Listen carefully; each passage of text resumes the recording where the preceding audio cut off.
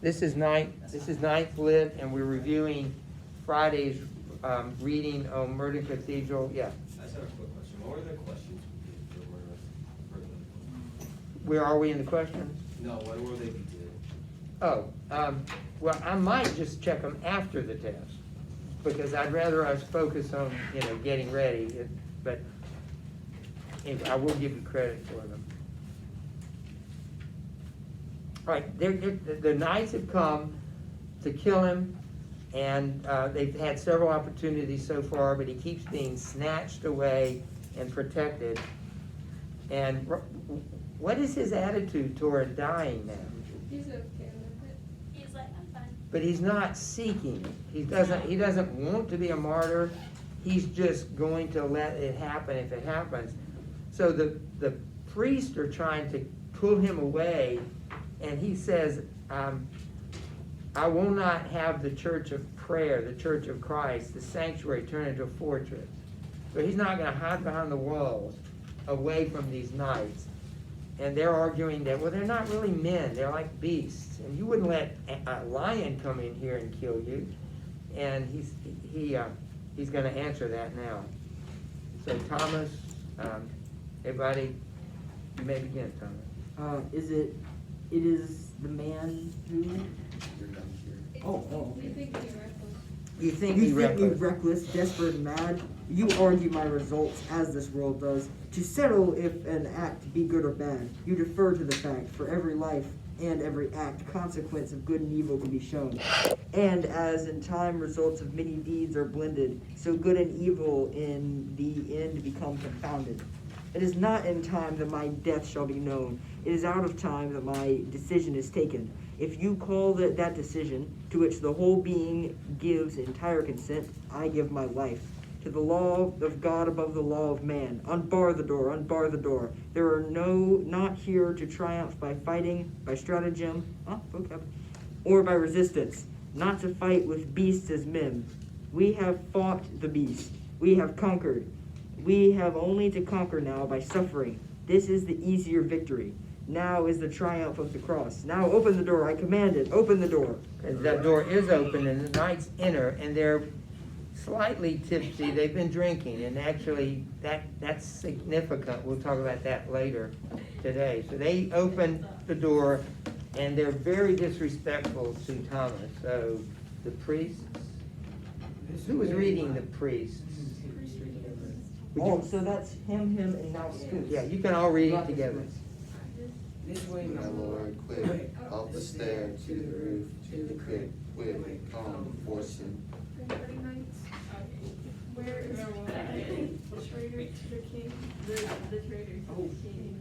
Where's Beckett, the meddling priest? Come down, Daniel, to the lion's den.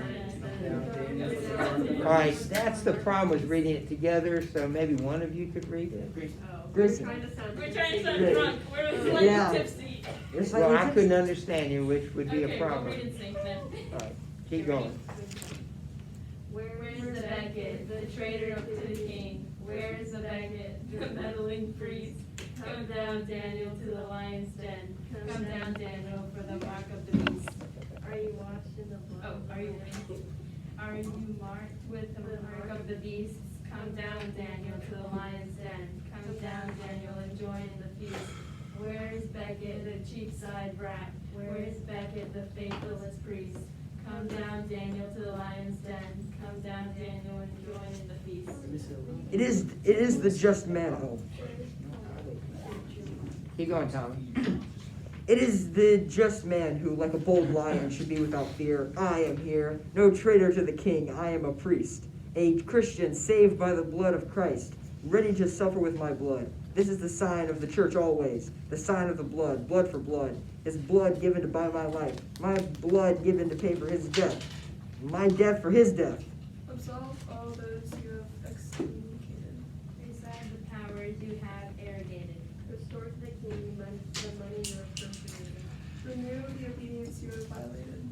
For my Lord I am ready to die, that his church may have peace and liberty.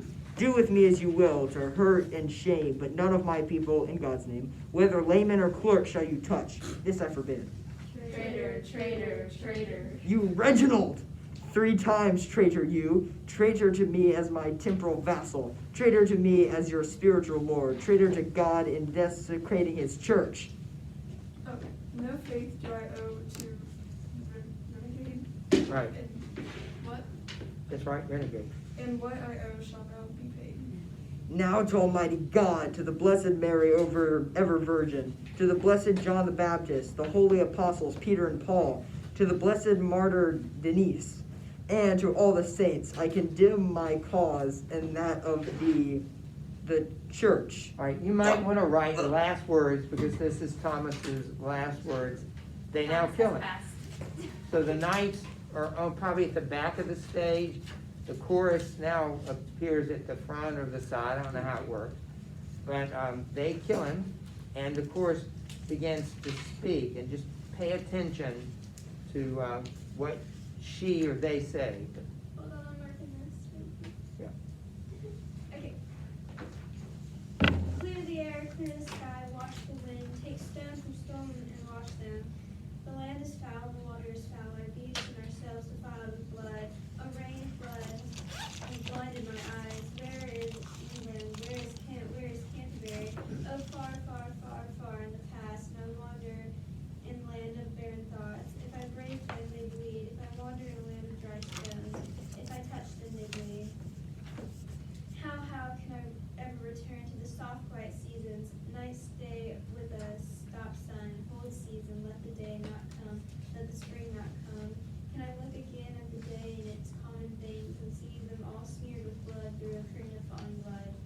We did not wish anything to happen. We understood the private catastrophe, the personal loss, the general misery, living and partly living, the terror of night that ends in daily action, the terror by day that ends in sleep, and the talk in the marketplace, the hand on the broom, the nighttime heaping of the ashes, the fuel laid the fire at daybreak. These acts marked a limit to our suffering. Every horror had its definition. Every sorrow had a kind of end. In life, there is no time to grieve long, but this is out of life. This is out of time, an instant eternity of living, of evil and wrong. We are soiled by a cup that we cannot clean, united to supernatural vermin. It is not we alone, it is not the house, it is not the city that is defiled, but the world that is a wholly foul. Clear the air, clear the sky, wash the wind, take the stone from the stone, take the skin from the arm, take the muscle from the bone, and wash them. Wash the stone, wash the bone, wash the brain, wash the soul, wash them all, wash them. It's such a heinous thing to kill an archbishop, to murder anybody, that notice the talk of the chorus is we need to be cleansed. Like the blood that was spilled here is so badly taken that it needs to be atoned for, it needs to be clean. And so he's dead. And now the interesting part of the play, the knights who've just killed Thomas, they come to the front of the stage and they present a defense of their actions. There are 4 knights, and they each have a speech that defends what they just did. They're no longer drunk. They're no longer mocking. They're no longer angry. They're very calm. They're very reasonable, except they've just done a terrible thing. So our job is to figure out what is their defense. How are they trying to defend themselves? So each one of them has a name, and we'll identify them. The first knight is, you don't have to write it down yet, it's Reginald Fitzurse.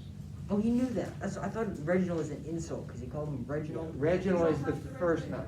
What? Do we write that now? Well, you do, but it's spelled at the top of page 79. If you want to know how to spell it, it's at the top of the next page. Oh, okay. So first knight is that guy, and he's going to introduce the 3 other knights, and each is going to present a defense of why they killed Thomas. You want me to start? And yes, if everybody's ready, this guy will introduce the 3rd knight, who has a name we'll get to in just a minute. So first knight. We beg you to give us your attention for a few moments. We know that you may be disappointed to judge unfavorably of our action.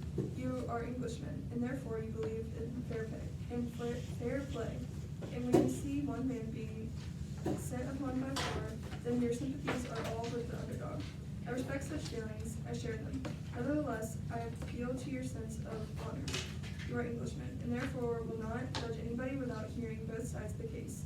This is in accordance with our long-established principle of trial by jury. I am not myself qualified to put our case to you. I'm a man of action, not of words. For that reason, I shall do no more than to introduce the other speakers, who with their various abilities and different points of view, will be able to lay before you the merits of this extremely complex problem. I shall call upon each of our eldest members to speak first. My neighbor in the country, Baron William de Tracy. Okay, so the third speaker who's about to speak is De Tracy. You can just give me the last name if you want to. All right, so the first knight is Reginald Fitzhurst. The third knight is William de Tracy. What's ironic about what the first knight says? He says things like, "You are Englishmen." Think of him talking to the audience, which is what they're doing. And therefore, you believe in fair play. I appeal to your sense of honor. You will not judge anyone without hearing both sides of the case. So what's ironic about his asking for a fair trial? He didn't really listen Yeah. He just stabbed To who? to Me. Thomas. Thomas. He didn't give Thomas a fair trial. They just killed him. But now he wants one because my neck is on the line now. So, third night. I'm afraid I am not anything like such an experienced speaker as my old friend Reginald Fitzhurst would lead you to believe. But there is one thing I should like to say, and I might as well say it at once. It is this: in what we have done, and whatever you may think of it, we have been perfectly disinterested. Circle that word, disinterested. It doesn't mean uninterested. It means unbiased. We were disinterested, that means we were unbiased. And he'll try to make that case right here. We are not getting anything out of this. We have much more to lose than to gain. We are four plain Englishmen who put our country first. I dare say that we didn't make a very good impression when we came in just now. The fact is that we knew we had taken on a pretty stiff job. I'll only speak for myself, but I had drunk a good deal. I'm not a drinking man ordinarily. I brace myself up for it. When you come to the point, it does go against the grain to kill an archbishop, especially when you have been brought up in good church tradition. So if we seemed a bit rowdy, you'll understand why it was. And for my part, I'm awfully sorry about it. We realized this was our duty, but all the same, we had to work ourselves up to it. And as I said, we are not getting a penny out of this. We know perfectly well how things will turn out. King Henry, God bless him, will have to say, for reasons of state, that he never meant this to happen. And there is going to be an awful row. And at the best, we shall have to spend the rest of our lives abroad. And even when reasonable people come to see that the Archbishop had to be put out of the way, and personally I had a tremendous admiration for him, you must have noticed what a good show he put up at the end. They won't give us any glory. No, we have done for ourselves, there is no mistake about that. So, as I said at the beginning, please give us at least the credit for being completely disinterested in this business. I think that is about all I have to say. So you need to know each of their arguments. The first one, that they were disinterested. How's that a defense? He said we were just doing our duty. Essentially, Henry told us to do it. He'll deny it, but he told us to do it So they don't they think they had to do it out of out of duty. We were ordered to do it. You ever heard of the Nuremberg trials after World War II?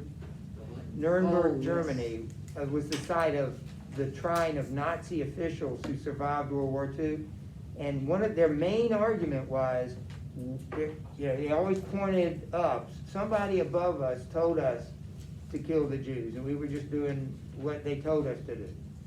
It didn't work. They were most of the time I think were hanged because of guilt. But that's the argument. I didn't mean it wasn't my idea. They told us to do it. We were just doing our job. Yes. So that's the first night Yeah, that they were disinterested. We liked the guy. I kinda liked him. Yeah, really? Did he sound like he liked him when he was killing him? No, but he says it now. religious jokes. That seems Yeah. seems a little salt on the wound if you're gonna kill a priest and you start making like Bible jokes. It just Yeah. feels Right. a bit too much. Yeah, they were mocking, they were disrespectful, but now he's saying, I liked him personally, but I had to do my job. All right, now the first night again, this is Fitzhurst, he's gonna introduce the next guy. I think we will all argue that William D. Tracy has spoken well and has made a very important point. The gist of his argument is this, that we have been completely disinterested, but our act itself needs more justification than that, and you must hear from our other speakers. I shall next call upon Hugo de Morville, who has made special study of statecraft and constitutional law. Sir Hugo de Morville. Hey, it's Hugh, Oh, and it's de Morville, so Hugh de Morville is number 2, and he's going to present his argument. I should like first to refer to a point that was very well put by our leader, Reginald Fitzhurst, that you are Englishmen, and therefore your sympathies are always with the underdog. It is the English spirit of fair play. We are now the worthy Archbishop, whose good qualities I very much admire, has throughout been presented as the underdog. But is this really the case? I am going to appeal not to your emotions, but to your reason. You are hard-headed, sensible people, as I can see, and now to be taken in by emotional claptrap, I therefore ask you to consider soberly what were the Archbishop's aims, and what are the King Henry's aims. In the answer to these questions lies the key to the problem. The King's aim has been perfectly consistent during the reign of the late Queen Matilda, and eruption of the unhappy usurper Stephen. The kingdom was very much divided. Our king saw that the one thing needful was to restore order, to curb the excessive powers of local government, which were usually exercised for selfish and often for Seditious means Seditious. treasonable. seditious ends, and to reform the legal system. He therefore intended that Becket, who had proved himself an extremely able administrator, no one denies that should unite the office of Chancellor and Archbishop. Had Becket considered with the King's wishes, we should have had an almost ideal state, a union of spiritual and temporal administration. Under the central government, I knew Becket well in various official relations, and I may say that I have never known a man who was well qualified for the highest rank of the civil service. And what happened? The movement of Becket at the King's instance had been made Archbishop. He resigned in office of Chancellor. He became more priestly than the priests, and Ostentatiously. That means showy. Ostentatious means showy, like you're showing off. and offensively adopted an Aesthetically, the opposite of that. That's a very stern, severe attitude. manner of life. He affirmed immediately that there was a higher order than that which our king, and he, as the king's servant, had for so many years striven to establish, and that God knows why the two orders are incompatible.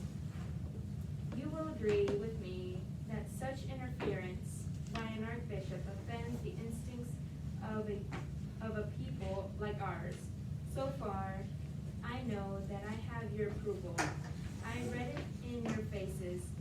It is only with the measures we have had to adopt in order to set matters to rights that you take issue. No one regrets the necessities for violence more than we do. Unhappily, there are times when violence is the only way in which social justice can be secured. At another time, we would condemn an archbishop by vote of Parliament and execute him formally as a traitor, and no one would have to bear the burden of being called murderer. And at a later time still, even as temporary measures as these would become unnecessary, but if you have now arrived at the just subordination of the Pretensions of the church to the welfare of the state, remember that it is we who took the first step. We have been instrumental in bringing about the state of affairs that you approve. We have served your interests. We merit your applause. And if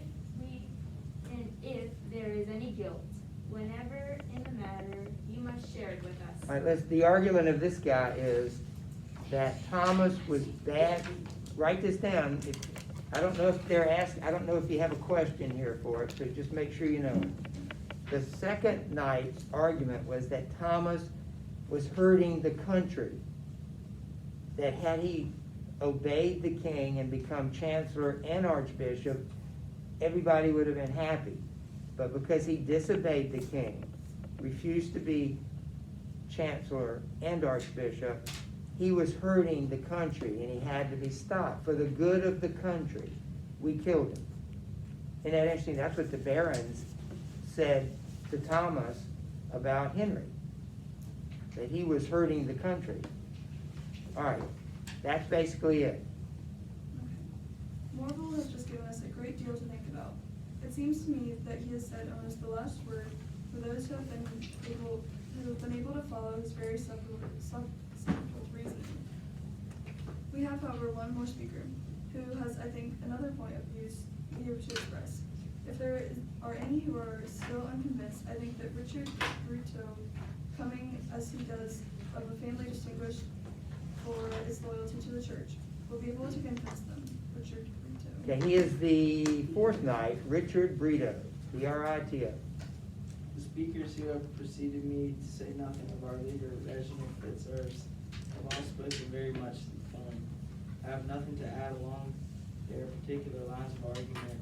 What I have to say may be put in the form of a question: who killed the archbishop? Underline it. Isn't that obvious who killed him? We saw him kill him. Anyway, he says that's a question. Keep going. As you have been eyewitnesses of this lamentable scene, you may feel some surprise at my putting it in this way. But consider the course of events. I am obliged very briefly to go over the ground traversed by the last speaker. While the late archbishop was chancellor, no one under the king did more to weld the country together, to give it the unity, the stability, order, tranquility, and justice that it so badly needed. From the moment he became archbishop, he completely reversed his policy.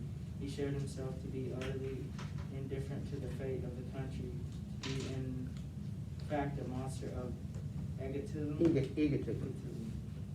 This egotism grew upon him until it became at last the undoubted mania. I have unimpeachable evidence to the effect that before he left France, he clearly prophesied in the presence of numerous witnesses that he had not long to live and that he would be killed in England.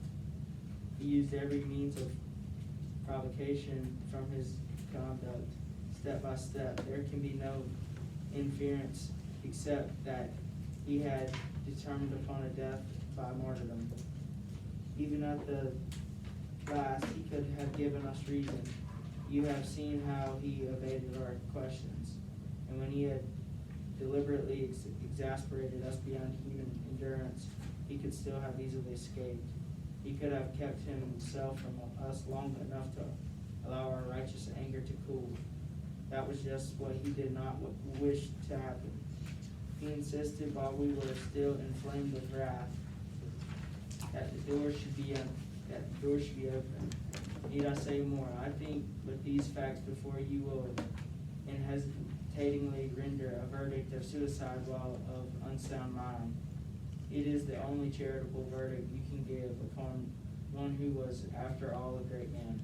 So what's Brito's, the fourth night's argument? He's saying it's Thomas's own fault he died. Or it's Thomas's own fault he died. He committed suicide. How can he make that claim? Because he kept saying, like, leave the doors open. He did- He knew he would die. He didn't fight back. So that's like blaming the victim. Isn't that something? That's what he did. All right, first night. Thank you, Brito. Mm-hmm. I think that there is no more to be said. I suggest that you now disperse quietly to your homes. Please be careful not to loiter in groups at the street corners, and do nothing that might provoke any public outbreak. All right, we have 4 pages left, which we can easily do tomorrow, but let's look at the questions before we leave. Now you know the 4 knights' name, and you know their argument. Yeah. He didn't argue, Reginald was the first knight, he introduced everybody else. So the only 3 arguments, yeah. What's the third night's name? The third knight was, no, he's the 4th knight. The third night was William de Tracy. Hey guys, listen up. The third night was William de Tracy. The second night was Hugh de Morville. The 4th night was Richard Brito, and the first night was Reginald Fitzer. The 2nd, 3rd, and 4th nights all had arguments. The Tracy's argument was they're disinterested. We're just doing our duty. The second night, or the 3rd night argued, the second night argued that he was wrong, that Henry was, that Thomas was bad for the state, for the country, and had to be killed. And then the last night argued that he really killed himself because he didn't fight back.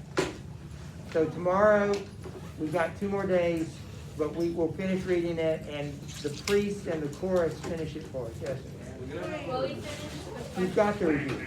We're gonna attend that. Yeah, we'll do it probably after the test on Thursday or something. What?